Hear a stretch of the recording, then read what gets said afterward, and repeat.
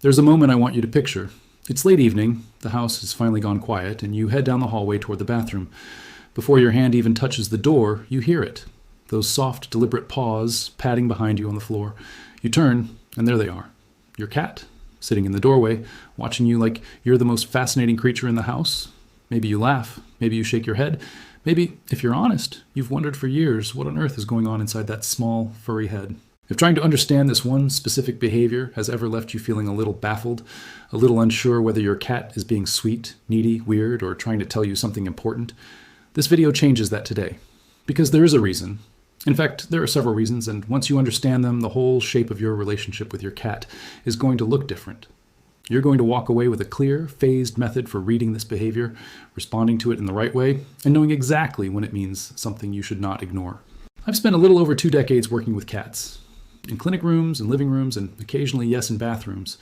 I train anxious cat owners every week on how to interpret the small behaviors that carry the biggest meaning, and this bathroom following habit is one of the most common questions I hear.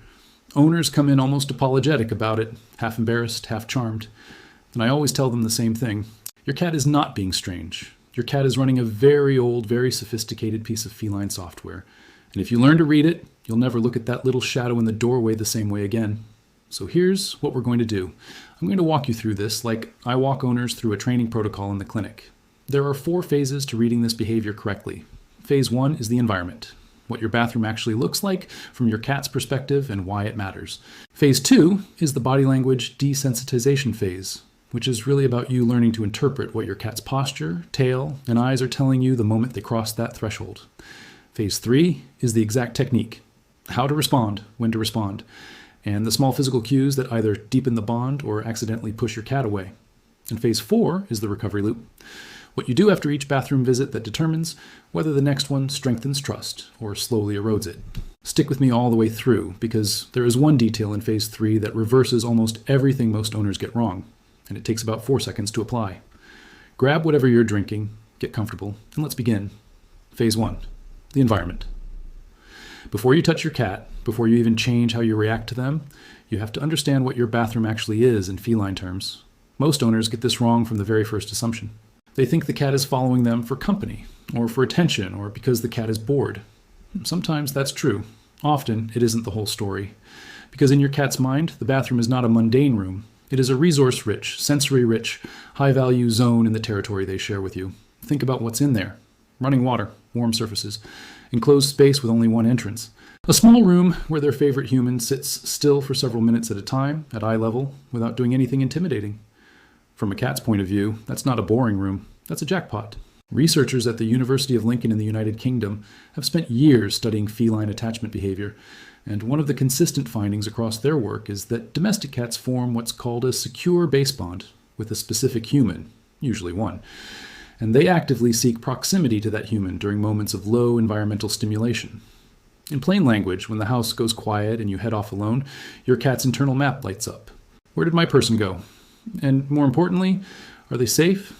Following you to the bathroom is often the tail end of a very small, very tender safety check. So the first correction I want you to make is a mental one. Stop calling it clingy, stop calling it weird, start calling it what it is, in a bond behavior. That reframing matters because it changes how you respond, and how you respond is what shapes the next 10 years of this relationship. Now, before we go further, one gentle reminder that I say in every video. Nothing I share here replaces the guidance of your own veterinarian, especially if you notice sudden changes in your cat's behavior. Use this as a framework, not as a diagnosis. All right, let's move into phase 2. Phase 2 is where most owners rush past the most important information their cat is giving them, because your cat is not just following you.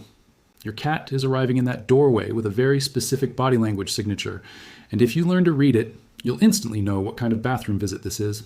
There are 3 main signatures I want you to memorize, and I promise you, once you see them, you cannot unsee them. The first signature is what I'd call the confident escort. Tail held high, sometimes with a soft curl or a small hook at the tip, ears rotated forward, a slow, purposeful walk, and a chirp or a trill somewhere along the way. This is a cat who is not anxious. This is a cat performing what behaviorists at the University of Sussex, in their work on feline vocalization, have described as affiliative signaling. The cat is essentially greeting you, escorting you, and marking the shared moment as positive social contact. If you see the tail-up posture in the doorway, you are looking at pure connection. That's a cat saying, we're together, and I like that we're together. The second signature is the check-in. This one is subtler. The cat arrives more quietly, sits a few feet back rather than pressing forward, tail wrapped around the front paws, eyes soft, sometimes a slow blink or two. There is no vocalization, or maybe a single quiet MRRP. This is not clinginess. This is your cat doing an environmental audit. They heard you leave the main room. They're following the sound. They want to visually confirm that you are where they expect you to be and that nothing has changed in the shared territory. In my clinic, I see this signature most often in cats over the age of about 7, and in cats who have lived through a household disruption in the past year. A move, a new baby, a lost companion animal. These cats have learned that keeping their human in sight is a form of security. The third signature is the one I want you to pay the closest attention to. And this is where the video takes a slightly more serious turn. It's the anxious follow. In this posture, the cat's tail is low, sometimes tucked, the ears are slightly flattened or in that half airplane position, the pupils may be dilated, and the cat is either pacing at the doorway or vocalizing more insistently than usual. Sometimes there's a plaintive, drawn-out meow that sounds almost like a question. This posture matters because it can look at a casual glance like the same following behavior. But it isn't. It is a cat under stress, and following you is their coping strategy. I remember a cat I saw in clinic last spring, a lovely older tortie whose owner brought her in almost apologetically, saying, "She won't leave me alone. She follows me everywhere now. Is she just being needy?" And when I watched that cat move across the exam room, I saw the low tail, the pinned ears, the constant orientation back toward the owner's legs. That wasn't neediness. That was a cat whose thyroid was starting to shift, whose blood pressure had crept up, and whose entire sense of internal balance was off. Following her human was the only thing making the world feel stable. A quiet blood panel and a conversation later, we caught something we could manage well. She's doing beautifully now, but if her owner had brushed it off as clinginess, we would have lost months. So this is the phase 2 rule. Read the shape of the following before you interpret the meaning. Confident escort, celebrate it, check in, honor it, anxious follow, investigate it gently and without panic. Which brings us to phase 3, and this is where I'm going to give you the exact technique. If you've been with me this long, take a breath and settle in, because the next few minutes contain the specific response method that owners tell me changes the entire relationship. Actually, let me put that another way. This is the part I get the most messages about, so pay close attention. Phase 3 is your response protocol, and it has 3 layers. Layer 1 is your body position, layer 2 is your voice, layer 3 is your eyes. Together, they form a 4-second interaction that either says to your cat, "You are welcome here and you are safe," or accidentally says, "I'm too big, too loud, and too unpredictable right now." Layer 1, body position. When your cat appears in the bathroom doorway, do not lean forward. Do not lean forward. I know it feels natural to bend down toward them, to reach out a hand, to say hi in that bright, upright way we say hi to dogs. But cats read forward-leaning motion as looming, and looming in feline predator software is either a threat display or a chase invitation. Instead, keep your torso still. Rotate your shoulders slightly toward them, but let your chest stay soft. If you're already seated, even better. You're now at their eye level, which is one of the most powerful trust signals you can give a cat. Layer 2, voice. Lower it, slower, softer. Cats are far more sensitive to vocal pitch than most owners realize. A group at Paris-Nanterre published work several years ago showing that cats respond preferentially to the specific pitch and cadence their owner uses in one-on-one moments, what the researchers described as cat-directed speech. It's a real thing. Your cat has been listening for it their entire life with you. When they arrive at the bathroom, use their name, drop your pitch about a third, and stretch the vowel a little. Just a soft, unhurried acknowledgement. Not a squeal, not a baby talk shriek, a settling sound. Layer 3, and this is the one that reverses everything. The slow blink.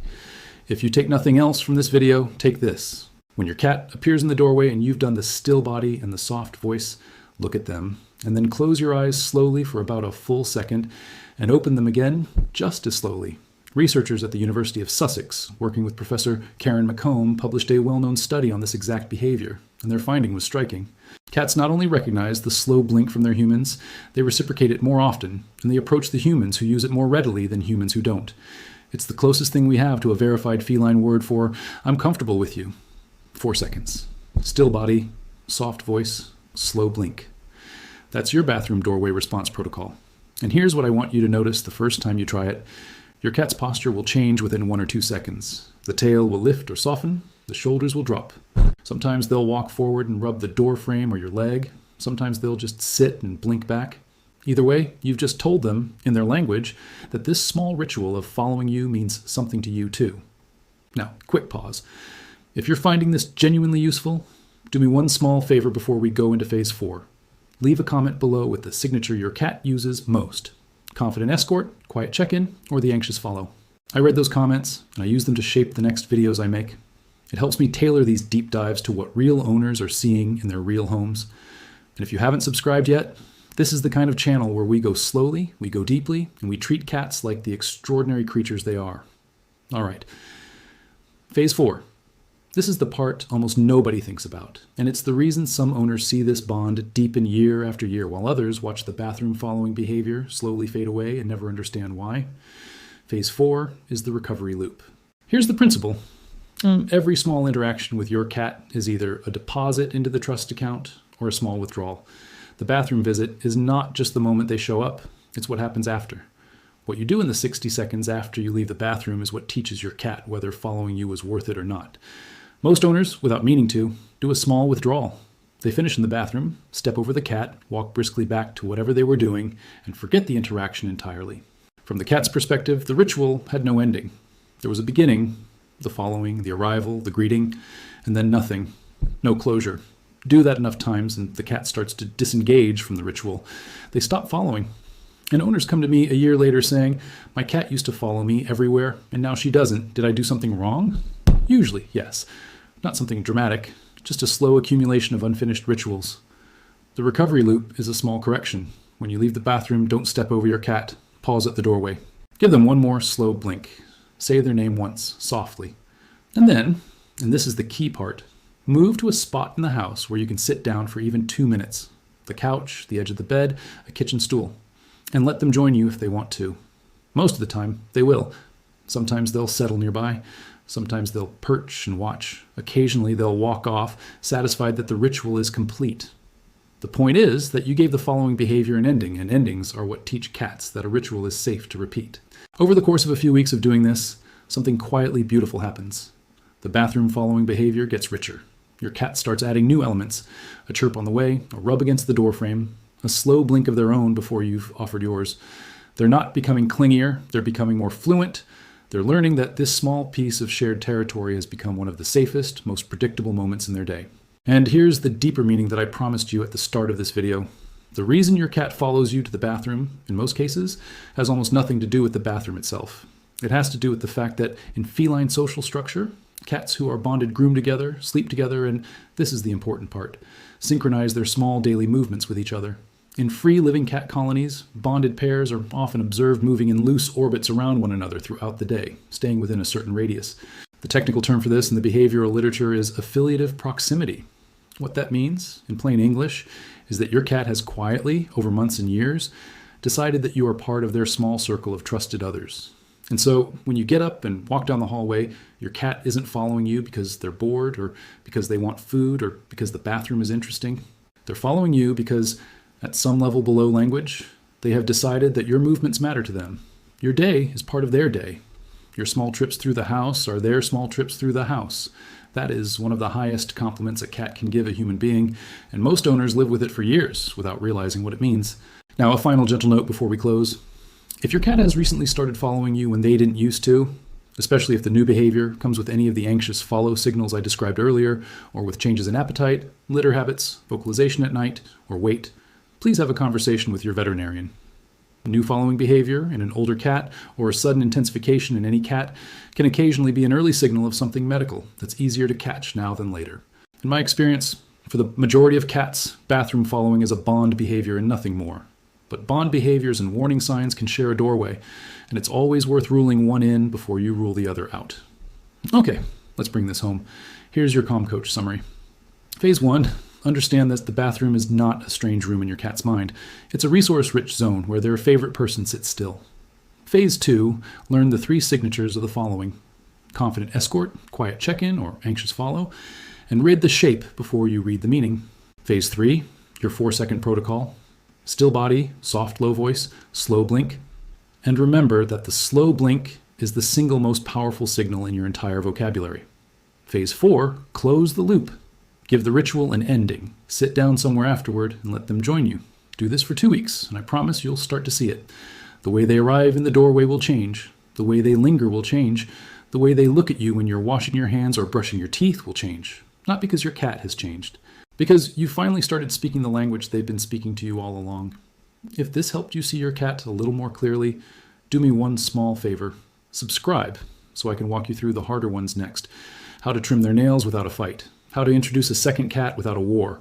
How to read the 20 other small behaviors your cat performs every single day that carry meaning most owners never learn to decode.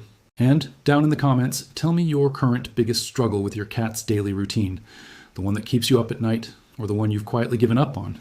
I read them, and I build videos around the ones I hear most often. Thank you for staying with me all the way to the end. Give your little one a slow blink for me tonight. I'll see you in the next one.